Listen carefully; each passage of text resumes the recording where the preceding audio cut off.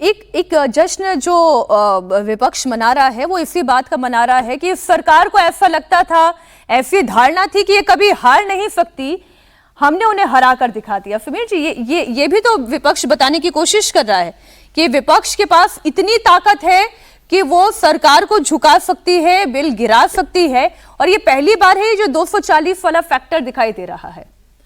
देखिए, सरकार संसद में हारी है, सड़क पर तो अभी नहीं हारी है ना।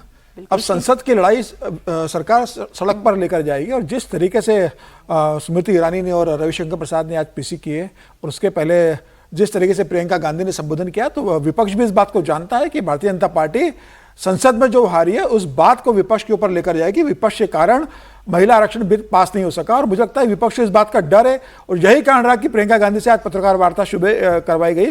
और विपक्ष ये कोशिश करेगा, लेकिन प्रधानमंत्री इस बात को जानते हैं कि भाई हम लोकसभा में तो हार गए, बिल पास नहीं कर पाए, लेकिन जनता की अदालत में तो हमको जीतना है और इस बात को जनता तक लेकर जाना है। और जमीनी स्तर पर जिस तरीके से भारतीय जनता पार्टी ले जाने में माहिर है, भारतीय जनता पार्टी का जिस तरीके से जमीनी स्तर पर संगठन है, उसको भारतीय जनता पार्टी इस्तेमाल करेगी। प्रधानमंत्री मोदी ने हारने के बाद भी हथियार नहीं डाले, आज देश के नाम संबोधन देंगे तो वो इस बात का जरूर जिक्र करेंगे। और मुझे लगता है कि सिर्फ वो विपक्ष को कोसने या ये बताने के लिए कि विपक्ष के कारण में महिला बिल पास नहीं कर पाया, यहां तक सीमित नहीं रहने वाला है।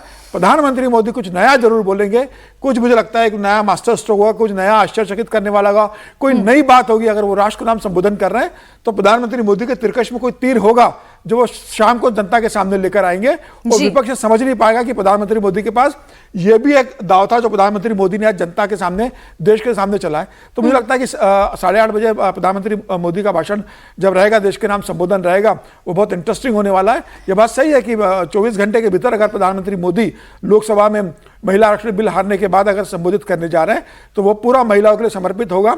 लेकिन विपक्ष पे आरोप के साथ साथ उसके पास क्या विकल्प है प्रधानमंत्री मोदी के पास, इसका अगला स्टेप क्या है, उसका जिक्र भी प्रधानमंत्री आज करेंगे। क्या इस विकल्प की भी कोई देवेंद्र चर्चा हो रही है? आपके सोर्सेस क्या बता रहे हैं कि अब सरकार क्या कर सकती है, महिलाओं के हक में ऐसा कौन सा फैसला ले सकती है जिसकी काट अब विपक्ष के पास ना हो?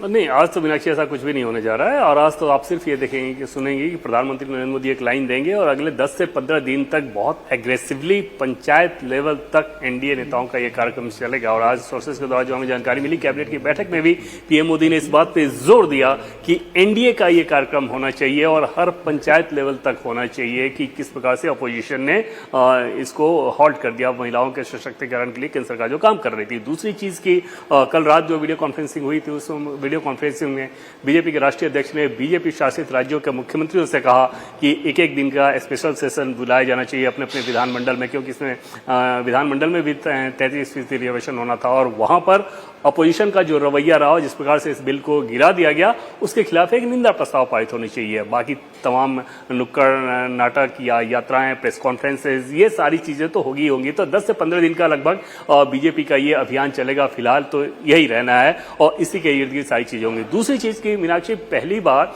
अगर नरेंद्र मोदी सरकार का इस तरह का बिल गिरना 2014 के बाद से अगर आप देखें तो, क्योंकि आमतौर पर होता था कि कई बार कमेटी को भेज दिया जाता था या सरकार कुछ मॉडिफाई कर लेती थी, अमेंड करके फिर सहमति ले लेती थी। इस बिल का गिरना निश्चित तौर पे पॉलिटिकली देखें तो वो अपोजिशन की लिहाज से बूस्ट करने वाला है। अपोजिशन को निश्चित तौर पे अपने कार्यकर्ताओं को वो एक मैसेज देने में सफल रहे, जिसका राजनीति में बहुत महत्व होता है कि हम नरेंद्र मोदी सरकार को पीछे ढकेल सकते हैं, किसी मुद्दे पे बैकफुट पर ढकेल सकते हैं। ये निश्चित तौर पे अपोजिशन के लिहाज से अगर आप देखें तो उसकी एक बड़ी उपलब्धि रही, जिस प्रकार से इस बिल को उन्होंने रोका। पॉलिटिकली मैं उपलब्धि की बात कर रहा हूं, जनता में निश्चित तौर पर खराब जाएगा, क्योंकि जब बीजेपी के बहुत सारे सवाल इसी रूप में उठने शुरू होंगे तो जिस डिलिमिटेशन के लिए आप 2023 में तैयार थे, अब उस पर ऐतराज है, या आगे जब भी होगा डिलिमिटेशन सरकार के द्वारा जो कमीशन बनाया जाएगा उसी के मार्फत होना है, तो ये तर्क ग्राउंड पे बहुत ज्यादा नीचे जाएगा नहीं।